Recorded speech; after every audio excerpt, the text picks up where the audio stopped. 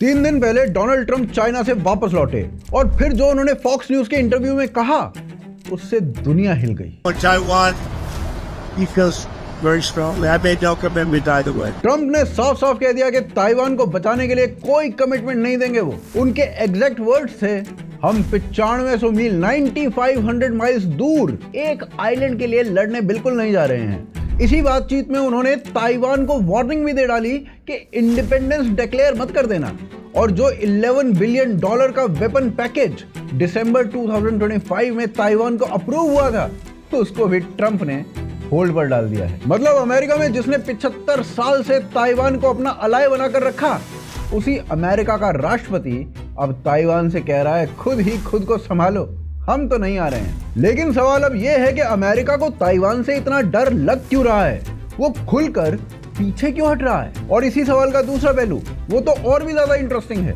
दुनिया की सबसे बड़ी आर्मी वाला देश चाइना, जिसके पास 405 वॉरशिप्स हैं, हजारों मिसाइल्स हैं, 600 न्यूक्लियर वॉरहेड्स हैं, वो भी इसी एक छोटे से ताइवान से पिछले 75 साल से डर रहा है।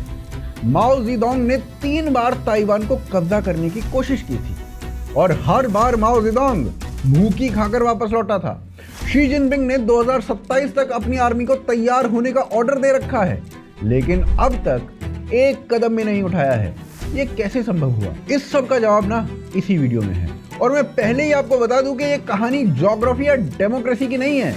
ये एक ऐसी चाल की कहानी है जो ताइवान ने पिछले 40 सालों से चुपचाप चल रखी है और दुनिया को पता भी नहीं चला है कि ताइवान ने क्या कर दिया है। तो आज हम 3 सवालों को समझेंगे। पहला, एक छोटा सा आइलैंड दुनिया का सबसे ताकतवर होस्टेज कैसे बन गया। दूसरा, चाइना ताइवान पर हमला क्यों नहीं कर पा रहा है। तीसरा, अमेरिका ताइवान को बचाने से डर क्यों रहा है।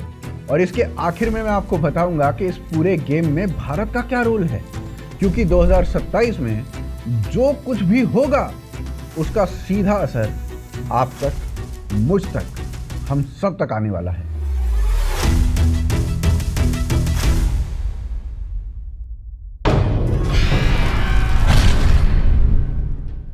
देखिए, इस बात को समझने से पहले कि क्यों आज दुनिया की 2 बड़ी सुपर पावर्स ताइवान को आज तक हाथ नहीं लगा पा रही, हमें थोड़ा इतिहास में जाकर देखना पड़ेगा। देखिए, कहानी 1949 से शुरू होती है।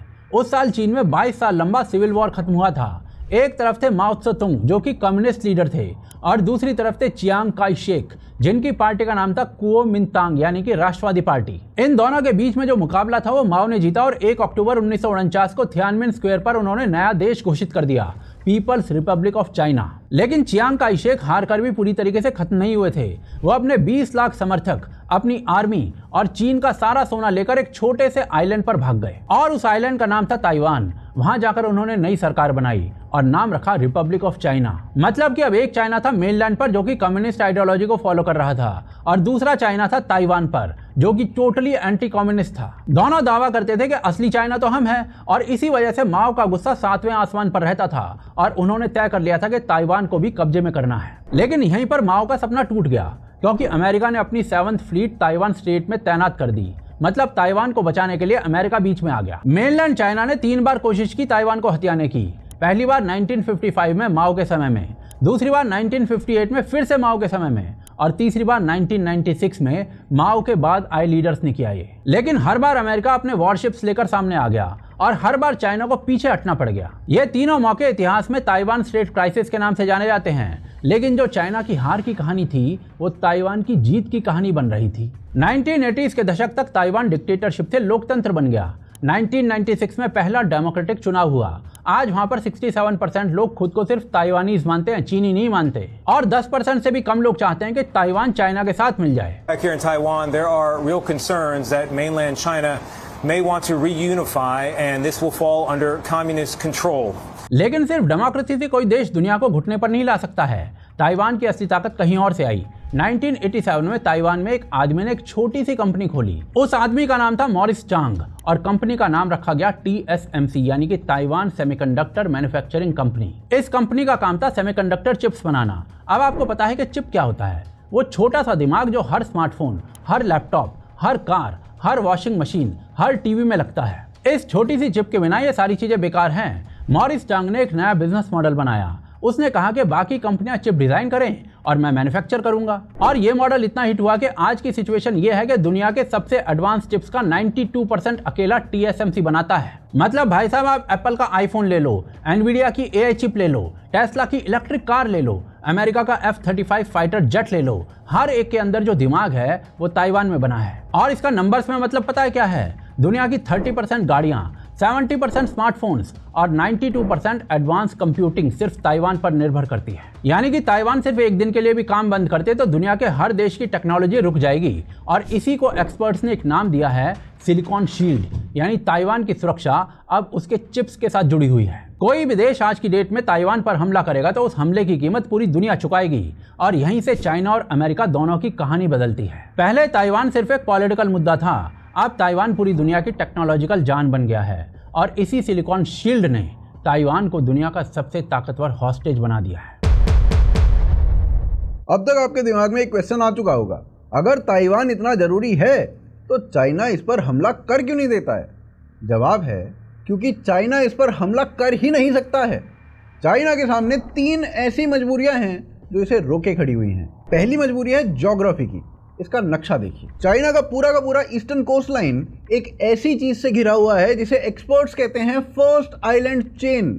ये जापान से शुरू होती है, ताइवान से होकर फिलीपींस तक जाती है और इस पूरी चेन पर बैठे हैं अमेरिका के सहयोगी देश। मतलब चाइना की नेवी अगर पैसिफिक ओशन में जाना चाहे तो उसे इन देशों के बीच से निकलना पड़ेगा। और अगर इन देशों में से एक भी चाइना के खिलाफ हुआ, चाइना बंद हो जाएगा भाई साहब, पूरा का पूरा बंद हो जाएगा अपने ही कोस्ट पर। अब यहाँ पर आप ताइवान की पोजीशन को समझिए। ताइवान ठीक इस चेन के बीचों बीच बैठा हुआ है। अगर चाइना के पास ताइवान होता तो वो ये चेन तोड़ देता। उसकी नेवी खुलकर पैसिफिक ओशन में जा सकती थी। जापान, साउथ कोरिया, फिलीपींस सब उसके घेरे में आ सकते थे। लेकिन ताइवान आज भी अमेरिका का दोस्त बना हुआ है और इसीलिए चाइना अपने ही कोस्ट पर कैद हुआ है। दूसरी मजबूरी वो इकोनॉमी की है और ये मजबूरी सबसे बड़ी है। चाइना दुनिया का सबसे बड़ा मैन्युफैक्चरिंग सेंटर है। उसकी अर्थव्यवस्था 19 ट्रिलियन डॉलर से ज्यादा की है। लेकिन इस अर्थव्यवस्था की एक बहुत बड़ी कमजोरी है ऑयल, तेल। चाइना दुनिया का 25% एनर्जी को खर्च कर देता है और चाइना का जो 80% ऑयल है ना, वो बताए कहां से आता है? सिर्फ एक रास्ते से, मलक्का स्ट्रेट से। ये मलक्का जो है ना, ये कोई बहुत बड़ा हाईवे नहीं है। इसकी सबसे नैरो जगह 38 किलोमीटर चौड़ी है और इस पर बैठी है अमेरिका की नेवी।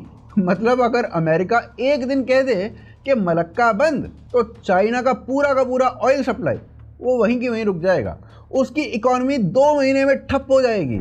शी जिनपिंग इस प्रॉब्लम को ढंग से समझता है। 2013 में उन्होंने एक बहुत बड़ा प्रोजेक्ट शुरू किया था जिसका नाम था बेल्ट एंड रोड प्रोजेक्ट। इस प्रोजेक्ट का एक हिस्सा था सीपेक, यानी चाइना पाकिस्तान इकोनॉमिक कॉरिडोर। इसका मकसद था पाकिस्तान के थ्रू एक बैकअप रूट बनाना ताकि मलक्का बंद भी हो जाए तो भी ऑयल दूसरे रास्ते से आ सके। इस प्रोजेक्ट में चाइना ने $1 ट्रिलियन खर्च कर दिया, लेकिन सीपेक आज तक काम नहीं कर पाया। पाकिस्तान की हालत आप जानते हो, तो चाइना आज भी उसी पुराने रास्ते पर डिपेंडेंट है। फिर तीसरी मजबूरी आती है और वो है समय की। और ये शी जिनपिंग के लिए ना सबसे पर्सनल मजबूरी है। CIA के डायरेक्टर विलियम बर्न्स, उन्होंने फरवरी 2023 में एक खुलासा किया था। उन्होंने कहा था कि शी जिनपिंग ने अपनी आर्मी को एक ऑर्डर दे रखा है और ऑर्डर था कि 2027 तक ताइवान पर हमले के लिए तैयार होना है। अब 2027 ही क्यों? तो जवाब डरावना है। चाइना बूढ़ा हो रहा है, तेजी से बूढ़ा हो रहा है। 2040 तक चाइना की मीडियन एज 52 साल की हो जाएगी। मतलब आधी आबादी बूढ़ी हो चुकी होगी, रिटायर्ड हो चुकी होगी, हॉस्पिटल में होगी। तब ना लड़ने वाले जवान बचेंगे और ना पैसा बचेगा। यही चाइना का सबसे बड़ा स्ट्रक्चरल प्रॉब्लम है। शी जिनपिंग को अगर ये काम करना है तो अगले 10 साल में करना होगा, जिसके बाद मौका हमेशा के लिए चला जाएगा। लेकिन यहीं पर शी का असली डर सामने आ जाता है। अगर वो ताइवान पर हमला कर देते हैं और हार जाते हैं तो कम्युनिस्ट पार्टी 1949 के बाद की अपनी सबसे बड़ी ह्यूमिलिएशन को झेलेगी। उनका पूरा रूल खत्म हो सकता है। और अगर वो जीत भी जाते हैं तो दुनिया इनके ऊपर सैंक्शंस पे सैंक्शंस लगा देगी। रैंड कॉर्पोरेशन की एक स्टडी है जिसमें कहा गया है कि 1 साल की लड़ाई में चाइना की GDP 25 से 35% तक गिर जाएगी। ब्लूमबर्ग ने तो ये भी कह दिया है कि पूरी वर्ल्ड इकोनॉमी को $10 ट्रिलियन का नुकसान हो जाएगा, यानी पूरी दुनिया की जीडीपी का 10%। लेकिन इन 3 मजबूरियों से बड़ा एक चौथा कारण भी है चाइना के पास, और मीडिया इस कारण को आपको ज्यादा बताती नहीं है। ताइवान ने एक ऐसी डूम्सडे स्ट्रेटेजी बनाई है जो चाइना के दिल में डर भर देती है। 3 गॉर्जेस डैम, इसके बारे में क्या आपने सुना है कभी? ये डैम चीन में यांगसे नदी पर बना हुआ है, दुनिया का सबसे बड़ा हाइड्रो पावर प्रोजेक्ट, 100 मीटर ऊंचा, 2 किलोमीटर लंबा, पीछे एक 600 किलोमीटर लंबी झील। अब ताइवान के मिलिट्री प्लानर्स ने एक प्लान बनाया, अगर चाइना ताइवान पर हमला करता है तो ताइवान अपनी मिसाइल से 3 गॉर्जेस डैम को निशाना बनाएगा, और ये डैम अगर टूट जाए तो वुहान, नानजिंग, शंघाई तीनों की तीनों सिटीज डूब जाएंगी। 40 करोड़ चीनी प्रभावित हो जाएंगे। ताइवान ने अपनी सियुंग फेंग टुई मिसाइल की रेंज 1200 किलोमीटर की कर दी है, जो ठीक 3 गॉर्जेस डैम तक पहुंच जाती है। 2022 में ताइवान ने अपनी मिसाइल प्रोडक्शन 2 गुनी कर दी है, और इस सब का मकसद केवल एक है, चीन को रोकना। मतलब ताइवान का संदेश साफ साफ है, मुझे निगलने की कोशिश करोगे तो मैं तुम्हें अंदर से मार दूंगा। अब आते हैं उस सवाल पर जिसका जवाब मीडिया आपको नहीं देती।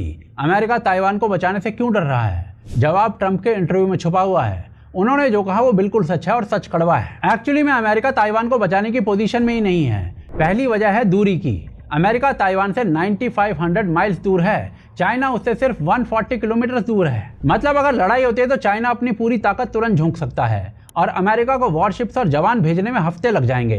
तब तक चाइना अपना पूरा काम करके निकल चुका होगा। दूसरी बड़ी वजह है मिसाइल्स की। चाइना के पास हजारों बैलिस्टिक और क्रूज मिसाइल्स हैं जो कि गुआम तक मार कर सकती हैं। गुआम अमेरिका का सबसे नजदीकी मिलिट्री बेस है पैसिफिक ओशन के अंदर, और वो भी ताइवान से 3000 मील दूर है। मतलब अगर अमेरिका लड़ने भी आता है तो उसकी पहली लाइन ऑफ डिफेंस गुआम पहले ही दिन तबाह हो सकती है। तीसरी और सबसे बड़ी वजह है ईरान वॉर, और ये वजह बहुत रीसेंट है। पिछले 8 महीने में अमेरिका ईरान के साथ वॉर में फंसा हुआ है। उस वॉर में अमेरिका ने अपने स्टॉक पाइल्स का एक बड़ा हिस्सा खर्च कर दिया है। एक हफ्ते पहले आई Center for Strategic and International Studies की एक हालिया रिपोर्ट है, जिसमें साफ साफ कहा गया है कि अमेरिका के पास अब चाइना जैसे एनिमी से लड़ने के लायक क्रिटिकल म्यूनिशंस ही नहीं बचे हैं। अमेरिका को अपने पुराने लेवल पर आने में सालों लगेंगे। मतलब अमेरिका टेक्निकली ताइवान को बचा ही नहीं सकता। ट्रंप ने 16 मई 2026 को जो कहा था वो उसकी मजबूरी थी। उन्होंने झूठ नहीं बोला, उन्होंने सच कह दिया। लेकिन इसका मतलब क्या है पता है आपको? ये समझना भी जरूरी है। अमेरिका की पूरी फॉरेन पॉलिसी एक चीज पर खड़ी हुई है, स्ट्रैटेजिक एम्बिग्यूटी। यानी अमेरिका कभी साफ नहीं कहता कि वो किसको बचाएगा और किसको नहीं बचाएगा। ये एम्बिग्यूटी ही उसकी सबसे बड़ी ताकत है, क्योंकि दुश्मन को पता ही नहीं चलता कि अमेरिका कब आएगा, इसलिए वो हमला ही नहीं करता। लेकिन ट्रंप ने इस एम्बिग्यूटी को एक झटके में तोड़ दिया है। उन्होंने कह दिया है कि हम 9500 माइल्स दूर लड़ने नहीं जा रहे हैं। और ये स्टेटमेंट सुनकर शी जिनपिंग के ऑफिस में हो सकता है जश्न मनाया गया हो, पिज्जा बांटे गए हों, दारू खुली हो, क्योंकि अब चाइना को कंफर्म हो गया है कि अगर वो हमला करता है तो अमेरिका नहीं आएगा। लेकिन यहाँ पर एक ट्विस्ट है, अमेरिका के सामने ये जितना कड़वा है उतना ही खतरनाक भी है, क्योंकि अगर अमेरिका ताइवान को नहीं बचाता है तो उसका नुकसान दुगना है। क्योंकि पहली बात यह कि जापान, साउथ कोरिया, फिलीपींस सब समझ जाएंगे कि अमेरिका अब एक रिलायबल अलाई नहीं है, और ये सारे देश चाइना की तरफ झुकना शुरू कर सकते हैं। यानी कि अमेरिका का पूरा इंडो पैसिफिक कंट्रोल खत्म। और दूसरी बात, TSMC जैसी कंपनी चाइना के हाथ में आ जाएगी, और अगर ये हुआ तो दुनिया की 92% एडवांस चिप्स उन पर चाइना का कब्जा हो जाएगा। और इसका मतलब यह होता है कि अमेरिकन टेक्नोलॉजी और इंडस्ट्री जो दुनिया पर राज करती है वो खुद चाइना की मोहताज हो जाएगी। वैसे चीन और अमेरिका की इस एम्बिग्यूटी के बीच में ताइवान का क्या होने वाला है वो तो आने वाला टाइम ही बताएगा। अब देखिए, अगर 2027 में या उसके बाद ताइवान पर कोई क्राइसिस आता है तो भारत पर 3 बड़े असर इसके पड़ सकते हैं। पहला, पूरी दुनिया के चिप्स की सप्लाई रुक जाएगी। मतलब आपका स्मार्टफोन महंगा हो जाएगा, आपकी कार नहीं बनेगी, आपका लैपटॉप नहीं मिलेगा, इन्फ्लेशन आसमान पर होगा। दूसरा, अगर चाइना जीत जाता है तो उसकी हिम्मत और ज़्यादा बढ़ जाएगी, और अगला निशाना कौन होगा? अरुणाचल प्रदेश या लद्दाख? हमारी सीमाएं और ज़्यादा असुरक्षित हो जाएंगी। तीसरा, अगर अमेरिका कमज़ोर साबित होता है तो क्वाड, जिसका भारत एक हिस्सा है, वो बिखर सकता है। हमारी पूरी इंडो पैसिफिक स्ट्रेटजी ध्वस्त हो सकती है, और यही वजह है कि मोदी सरकार ने सेमिकॉन इंडिया मिशन शुरू किया है। 76,000 करोड़ का बजट रखा हुआ है इस प्रोजेक्ट के लिए। हमें खुद का TSMC यानी Taiwan semiconductor and manufacturing company अपनी खुद की चाहिए हमें। यही असली स्ट्रेटेजिक ऑटोनॉमी है। ताइवान की कहानी हमें एक सबक देती है, और वो सबक है कि एक छोटा सा देश भी दुनिया को घुटनों पर ला सकता है अगर उसके पास सही स्किल और सही स्ट्रेटजी हो। 23 मिलियन की आबादी वाला ताइवान आज दुनिया की 2 सबसे बड़ी ताकतों को रोके खड़ा हुआ है। तो भारत के पास तो 1.5 अरब की आबादी है, भारत क्यों नहीं ऐसा कर सकता? बाकी आप क्या सोचते हैं, क्या अमेरिका ताइवान को बचाएगा या ट्रंप आखिर में पीछे हट जाएगा? ये बात कमेंट्स में ज़रूर बताइए। अगर ये एनालिसिस आपको वैल्यूएबल लगती है तो लाइक और शेयर करिए, हमारे चैनल को सब्सक्राइब कर लीजिए। मिलते हैं अगले वीडियो में। और अगर आप हमें सपोर्ट करना चाहते हैं तो पेट्रियन, जॉइन बटन और यूपीआई के थ्रू सपोर्ट किया जा सकता है। इनके लिंक्स डिस्क्रिप्शन में आपको मिल जाएंगे। तब तक के लिए वंदे मातरम, जय हिंद, जय भारत।